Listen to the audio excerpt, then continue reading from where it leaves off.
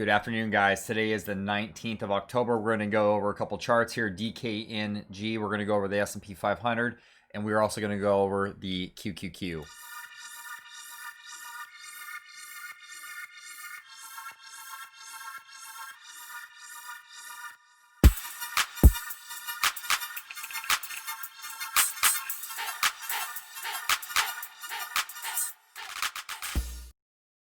Welcome. This is Patrick, and you're trading with Prime. First, I want to take a look at the actual options in the Robinhood account, see what we actually did today. What you're looking at right now is you're looking at the purchase of today's return is 70% up $350.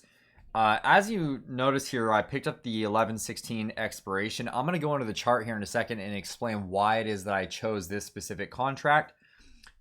We had decided to swing trade this. The chart is looking good. I've noticed a lot of pickup in, I want to say, market sentiment on YouTube, social media. We've been holding out this whole time. We talked about this on stream. And by the way, if you are new to this channel, hit the subscribe button, bell notification. We go live on Sundays. We actually talked about this yesterday. We talked about waiting for better prices and not actually trading things based on what other people believe a stock is going to do, because we saw a lot of posts about this specific company and how a lot of people were buying calls. We saw a call sweep, multi-million-dollar call sweeps, however much the actual amount was. I know it was, $1 million, $2 million, whatever it was. And we decided to wait for a few more days. And this is the result of this, is of waiting for that actual good opportunity to buy it. We found the opportunity, and I'm going to go into the Discord here really quick. Hopefully you guys don't see all my stuff here. Okay.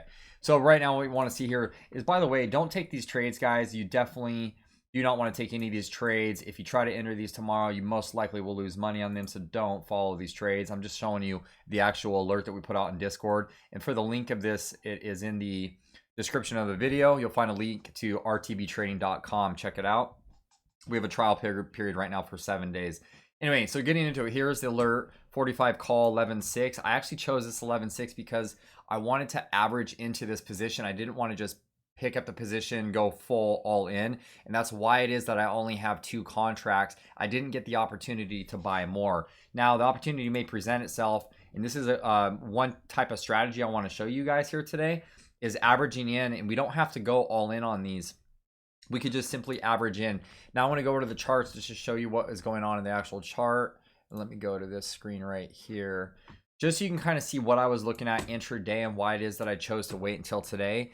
What we were talking about on stream is there's a little price zone in here, and I'm going to highlight it on the screen just so you can see this price zone. You can see why it is that the chart was selling off down into this price area. You can see that several times institutions stepped in to purchase this stock at this level. You saw a lot of uptick in volume yesterday, and I don't know if that was capitulation. Maybe it was people that were selling their position because they bought it a little too early. You do see a little bit of a head and shoulders pattern in here. That's something to be mindful of, and we could draw a line going across. That's not necessarily a neckline I want to go for here.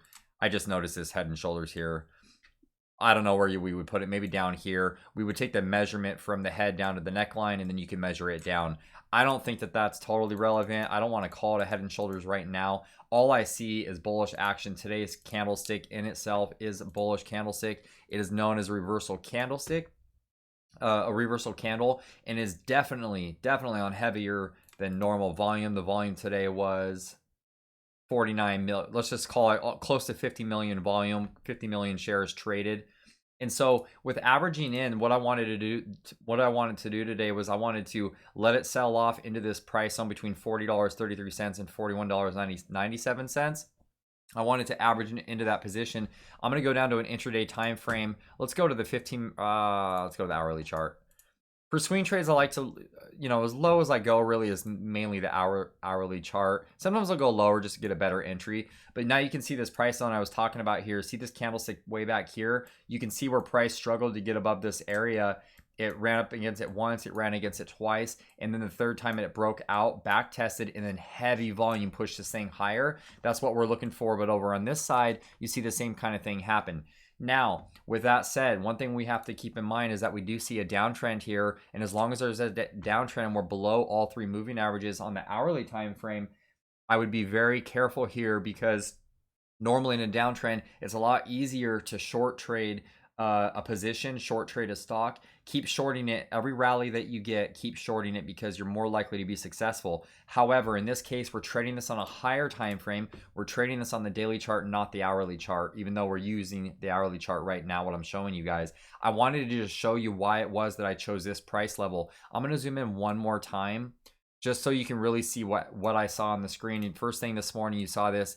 It dipped below right into our 41.97 area. To me, that was a buy signal as far as I know that if price gets below $40.33, I know that I'll be stopped out of the trade. This is as close to risk as you get. Why? Because in my opinion, if we get below the risk level, we know we could be taken out of the trade because you have much further prices to the downside. That is a very good stop loss area.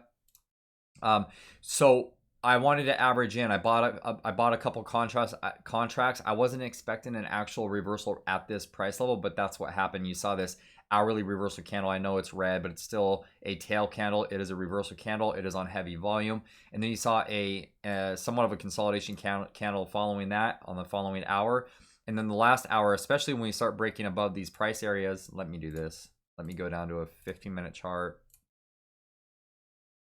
just so we can see the actual breakout of the lower prices. And as we put all these charts together, you can kind of see what we're looking at here. Let me do that on your screen so you can see it. Okay, so you can kind of see where it made this bottoming pattern, and then it consolidated. It tried to rally a little bit, consolidated in this area right here, making a bull flag. That bull flag did play out to the upside, so if you didn't have an opportunity to buy it, I wouldn't buy the breakout. Wait for the back test. Wait for the pullback, which you saw intraday, probably around 10 o'clock Pacific time.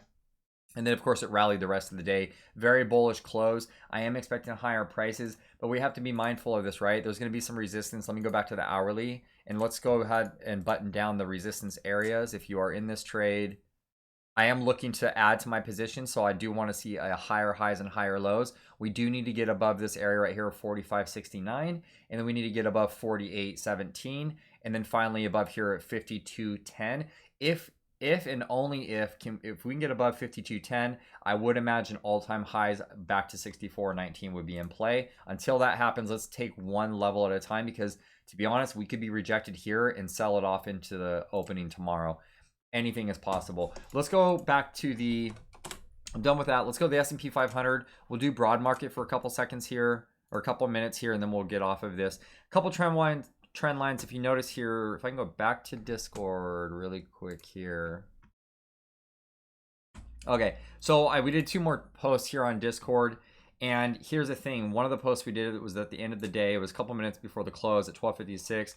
I said I was stopped out and re-entering the same contracts as above, which I'll show you in a second. My average now is 96 cents per contract. Normally, I don't swing trade this close of contracts. 10:30 is a pretty close date, in my opinion, but it's still, at least it's not this week, it's the following. So we have a little bit of time on these. I'll get into the charts in a second. This is the actual contract itself. I first tried to enter up here, and then I was stopped out. I posted a stop loss of 345.55 because I knew that if it fell below that level, we're going to go much further prices to the downside, which we did. We knocked off about 50% off these contracts. They were about $2.03 back at 10 o'clock, and then close till right before market close at 12:56 p.m. Pacific time. Right before market close, I averaged back in at 96 cents. So as you can see, that's a pretty hefty change in price and contract. And now let's get over to the charts, and I'll try to explain why it was that and again, don't take these trades. You'll most likely lose money on those if you try to take these tomorrow. We'll see what tomorrow brings. So this is why I entered it. I'm gonna just do this. I'll zoom in on this price action right here. I noticed several reasons. I noticed this trend line coming up here from the April, March lows. I saw it coming up, and I know it cuts through the candles right here. And the reason why is I was looking at a different time frame. I was looking at the 8-hour and the 4-hour charts, and it looks a little bit more clean as far as gaps and stuff that are inside of this price area. I'm gonna zoom in here like this, and I want to show you guys what I was looking at as far as, there you go. Now you can really see these the daily chart here. So we do see this rising pattern here. You see a rising price here, and you see this. It's almost like a channel. We did see some resistance coming off the highs right here, and it keeps getting rejected off this resistance level. So maybe we're going to come down like that, and maybe we'll start making some sort of triangle pattern in here. Now, normally I don't go long at the end of a day, but it is Monday. It's not a Friday. Normally I don't go long at the end of a day. I thought this was a little bit of overreaction. We did close down here in the gap, as you can see from previously, but there is support. There was horizontal support around 341.03, and that's why I entered the trade. Plus, we had, again, like I was saying, we have the channel, and then we have the April trend lines coming up here. There's one thing I wanted to clear up, though. Trend lines, in my opinion, are not as good as support levels as actual. If I did this across the screen, you can see what happened. Price fell through, it rallied, it got rejected, it came back down here, it put in a higher low compared to previous prices as far as like the last several months, put in a higher low, and we've rallied up against it, found some resistance here, pulled back, and then we shot through it. To me, this could be just a simple back test. The only thing of concern is this is a daily chart. This is an extremely bearish candle. I would not be surprised to see a gap down tomorrow. And that's why I said in the post that we're only going to pick up a couple contracts. Maybe we'll add to that position tomorrow. We'll see what happens tomorrow. If we gap down tomorrow, we're most likely coming all the way down here. And I'll give you a price. We'll most likely come all the way back. Well, for starters, 337.96. And then down here to 334.34. I did want to go long today around the 344 price level. And of course, it fell through my stop loss, took me out of the trade. Now we came down to this gap fill candidate from 10.7. We'll see. Again, we'll see what tomorrow brings. A lot can happen between today and tomorrow. Let's do the lower time frame. Let's try the hourly chart. And I normally don't like to have all these lines on my screen. It almost makes things too confusing. So I'm going to go ahead and remove this one from the... let's do this. I apologize for talking fast, too. I wanted to get through this chart and get you guys on your way.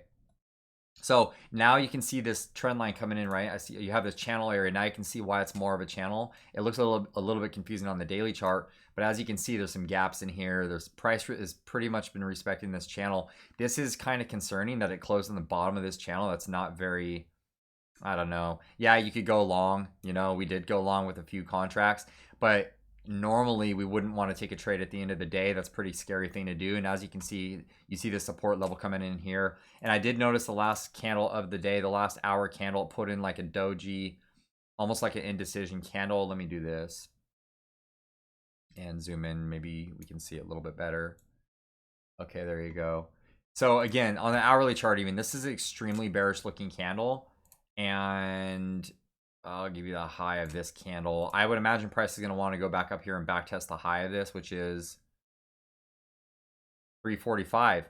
That's an interesting level, 345 even. I would not be surprised to see price at least come back up here and back test, and then maybe it will roll over. So maybe tomorrow, let's see what happens in Asia tonight. Let's see what happens in Europe. Let's see what happens at the New York Open tomorrow. We will see where price opens. If we can open up in this area up here, I'm going to hold on to my position. If we gap down, I'll most likely go ahead and take the stop loss and wait for a better price. We will see what happens. Let's go to the Qs. Qs, same thing almost, other than on the Qs I see something a little bit different. We talked about this on stream again Sunday. We talked about this, how it's possibly the Qs might be a little bit more weak, especially if you look at the weekly chart. We took a look at the weekly charts. It was looking pretty weak compared to the other markets in the other sectors. So I don't know. We'll see what happens. But to me, it looks like pretty simple. It got rejected and it ran up here to back test this broken trend line, and now it's been rejecting off of that. So what we're looking for right now in the Qs is we're looking for a higher low. Maybe we could draw a trend line, something like that, or maybe it was already broken. Let's do this and zoom in just a little bit more. This is the hourly chart. And so what do I mean by higher low? I mean, like, we put in a high of 303 back here on, I believe this was September 1st or 2nd, somewhere in there. We pulled back from that area. We finally made a bottom down here. We've rallied away from the bottom, and then we found some resistance up in this level up here. Maybe it's a little bit higher than that. Maybe it's something like this. Found some resistance. So what am I looking for? Higher highs and higher lows, right? Here's the low, higher high compared to this high right here. Higher low, higher high, higher low. We're looking for a higher low. It's to be determined where that higher low is going to come into play. I do notice that we're coming into the 200 period moving average, and you do see a gap back here that possibly wanted to fill. If we break this level, and I'll give you the price level, if we break down below 281.31 for any reason, we're probably most likely coming down to 277, 277.50, 274.30. And then you have a gap fill down here at 272.16. We'll see. Let's let it develop. There's something to keep an eye on. We do have earnings coming up. We've got Apple, Amazon, Microsoft, Google, Facebook, Disney. We can go through a list of earnings that are coming up. One of those might be in November. Maybe it's Netflix or Disney. I'll have to look at the earnings calendar, but we do have a lot of earnings coming up. It's going to get whipsaw. We've got stimulus, deal or no deal, trade deal or no trade deal. We've got Brexit. We've got GDP. We've got China GDP that came out today, I think. We have all these things that are going to start affecting the market. Oh, and by the way, I know it's no news to anybody, but we have elections coming up. Let's start to expect swings, wide swings, and to the upside, wide swings to the downside. Let's see what happens the rest of the week. Thank you guys. Like the video if you guys gotten value out of the video. We will see you in the next one.